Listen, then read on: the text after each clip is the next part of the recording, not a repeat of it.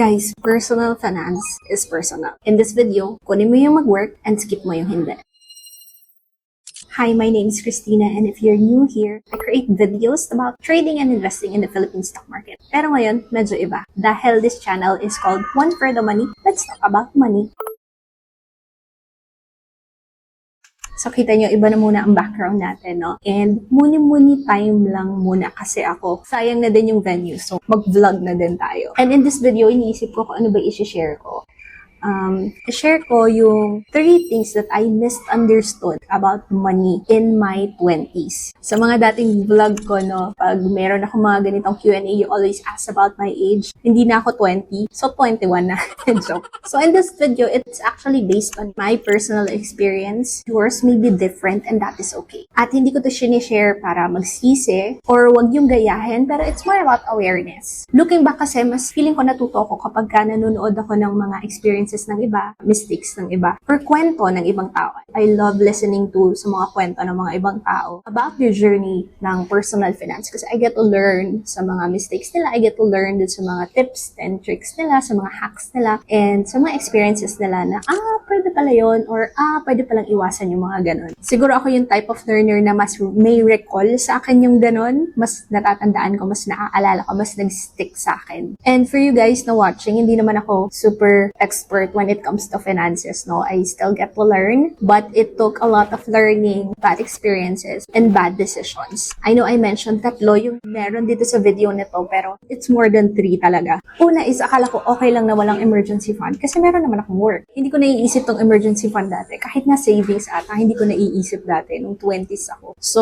early 20s ko, wala akong savings, wala akong emergency fund. No work din naman ako nung early 20s ko, no? Kasi nung nag-graduate ako, my parents wanted me to go abroad. So, nag-try ako mag-apply ng kung saan-saan. And I had to take exams pa sa mga nursing graduates dyan ng mga time na yon. Siguro, you know what I'm talking about, no? So, ganun yung nangyari. I had to live off with my parents' allowance pa rin after I graduated. So, imagine with me, nung nag-start na ako na mag-work na, syempre, living off with your parents' allowance, masaya na may sarili na akong pera. Ang sarap i-enjoy. So, wala talaga akong pake sa emergency fund at sa mga savings. Iniisip ko, okay lang naman kasi may trabaho naman, or kung mawalan naman ng trabaho, pwede naman maghanap ulit. At least, ganun yung iniisip ko noon. Nung medyo nakaipon naman ako ng konti, like nag-try ako mag-ipon ng konti, wala namang purpose yung inipon ko. Like for the sake lang na makaipon, yun lang siya. Yung ipon, hindi ko alam kung for emergency ba siya or for spending. Basta wala siyang purpose. In its entirety, hindi naman masama yun. Pero parang for me lang, wala akong concept ng emergency. Like emergency fund, wala akong concept ng ganun. Ano ko ba? Bakit ganun? Wala akong concept ng health emergency, family emergency, mga biglaang changes. Wala akong concept nun. Anong nangyari? Na ICU yung lola ko. And sa sobrang sakit nung nangyari, sabi ko, ako na lang mag-aalaga kasi kailangan pa siyang i-therapy after. So sabi ko, ako na lang yung mag-aalaga. Guys, napakagaling talaga ng mga decision sa buhay. So, nag-resign si Ate Magor.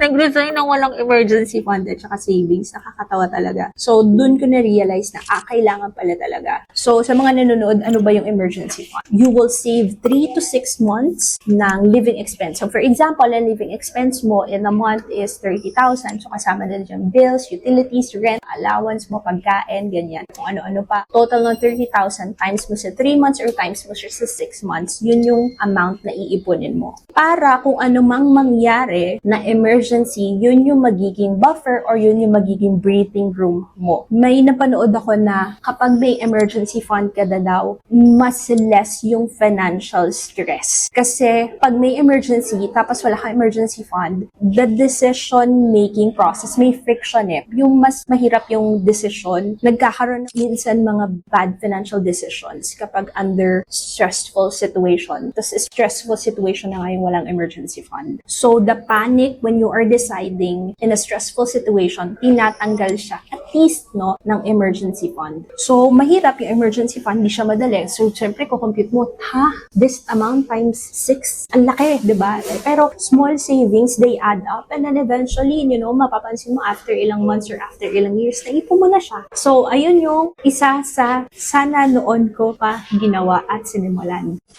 Okay guys, so sa di malamang dahilan, hindi ko makita yung clip for this section, yung number 2, na things that I misunderstood about money. So yung second one, i-reshoot tuloy natin. Ano ba yan? Okay, so yung second one is akala kong okay lang gumastos kasi hinihil naman yun yung inner child ko. So isa pa tong healing the inner child na to bakit ba to nauso, no? Yung deserve ko to, yung pinaghirapan ko naman to. And to be fair, no, I think there's nothing wrong with that naman. And there's nothing wrong with enjoying my money. Ang hindi ko lang napansin before is when emotional spending becomes a pattern. Ibig sabihin, hindi na siya paminsan-minsan. Paulit-ulit na siya. For example, pag masaya, deserve ko to.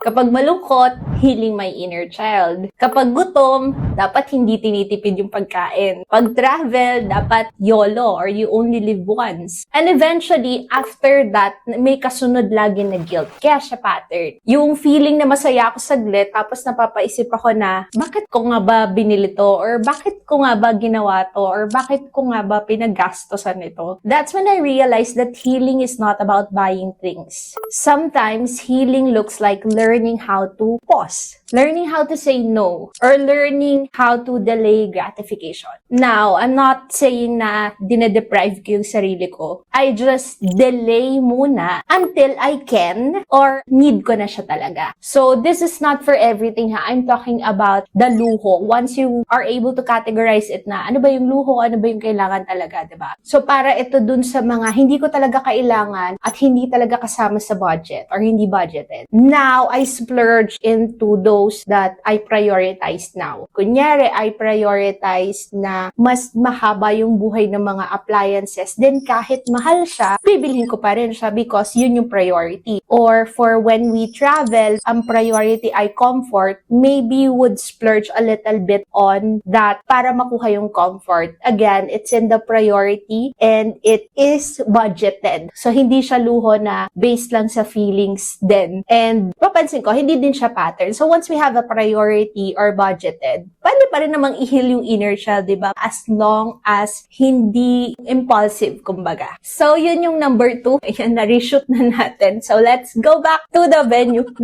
And then last is yung hindi ko nasimula na maaga yung pag-i-invest. This one, honestly, very common to, no? Very common ko din naririnig. Ngayon na lang. Pero dati hindi ko naman siya kasi naririnig. Kaya, ba't ako mag-i-invest early?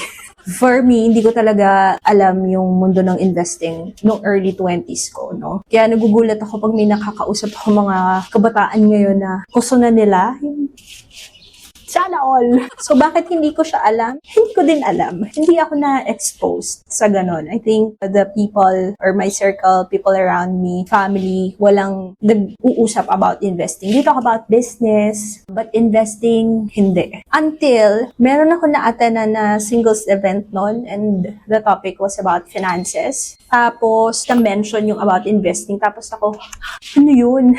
So, parang, it does make sense. Parang, if pagdudugtong-dugtungin ko yung mga pinagsasasabi, parang, nagme-make sense to. Sa situation ko, parang gusto ko din siya. Gusto ko siyang gawin. Pwede pala yun. May mundo pala na ganito. Then, that's where I started reading books, attending seminars. Ang dami kong inattenda ng mga seminars noon. Dati, puro face-to-face pa, no? Wala pa masyadong online noon. Or wala talagang online noon. Ano attend na noon? So, wala akong nakitang online na ganyan. I would attend within the metro ng mga ganyan. Wala din masyado sa YouTube, no? So, mostly talaga, pupuntahan ko talaga yan. Gusto ko talaga matuto. Tell me more, ganyan. Also, yung isa pang concept ng investing is investing consistently. So, imagine kasi, nag-invest ka ng mas maaga. You invested in your younger years. Tapos, iniwan mo naman doon. So, hindi nagme-make sense yung concept ng investing, diba? So, early na investing at investing consistently. It defeats kasi the purpose kapag hindi ka naman nag-invest consistently, no? Kapag bata ka kasi, I feel like you have time, resource, and effort just in case something goes wrong, no? You still have time to recover. Tapos, mas marami pang sigla pag mas bata. And that's why this channel exists, no? To teach you how to invest and also to remind you to start investing early. May mga nakausap, hindi pala mga, may isa nakausap na may napanood na video ko, I think reels or long form, I can't remember. Tapos, it was during last year, Christmas party. Nakainom, nag-open na ng account with Dragonfly. So, napabuti naman yung ginawa niya. Impulsive decision na yon. Paatras nga lang, ngayon na lang siya din nag-aaral. Pero, that's why this channel exists, to remind you to invest. So, if this channel helps you, then consider subscribing. It would mean a lot to me and would help my channel grow and would help the algorithm to reach more people then to start investing. So, those are the 3 things I misunderstood about money, and looking back, hindi naman ako mali during my 20s, no? May mga bagay lang na hindi ako naiintindihan noon at hindi ako na-expose noon. So, if you're in your 20s or your 30s and you feel that you're left behind, you are not. Personal finance is personal. Personal finance is the journey, so enjoy your own journey. Step by step at tuloy-tuloy. So, let me know in the comment kung ano yung nag-resonate sa'yo or baka may gusto ka pang i-add. So, when other people see your comment na, normal din pala ako, or for those watching na mas younger, they could learn from you also. What other things about money that you think na sana nalaman mo early? Comment it below. That's it, guys. Subscribe if you haven't yet, and I will see you on the next video. God bless po.